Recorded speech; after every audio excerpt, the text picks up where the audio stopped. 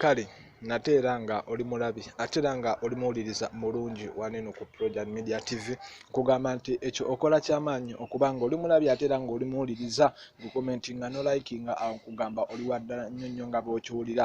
Mikwano gyaffe mwena mwena abali e Saudi abali e Qatar pozi namwe abali Oman tubaagala nnyo community ya UAE.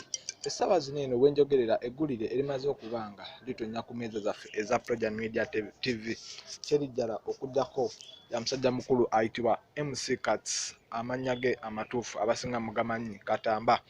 Essaawa zino wenjogerera MC Cuts bamaze okubanga bamugoba. MC Cuts agobeddwa ku bbaala eriyitibwa Fame Launch lisangibwa mu kibuga Kampala.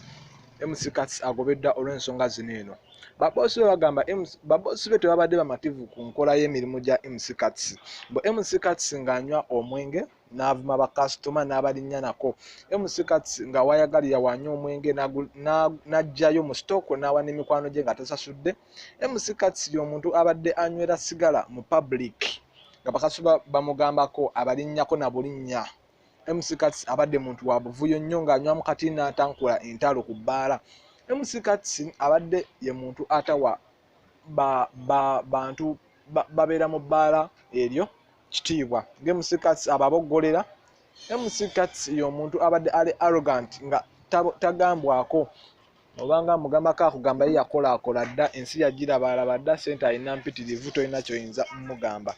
Kugamba MC Cuts abadde afuuse ensonga ku Fame Launch ko be bakamaabe nti owaaye MC Cuts era kye baba bakoze kwe kuwandiika ebbaluwa bwaguuga eyo gy'olabako eri awo era bagitadde mu public si bino byagambo tugimuwe ye kennyini agyesomere no bagitadde mu public buli omu agirabe mbu MC Cuts agobeddwa ku Fame Launch.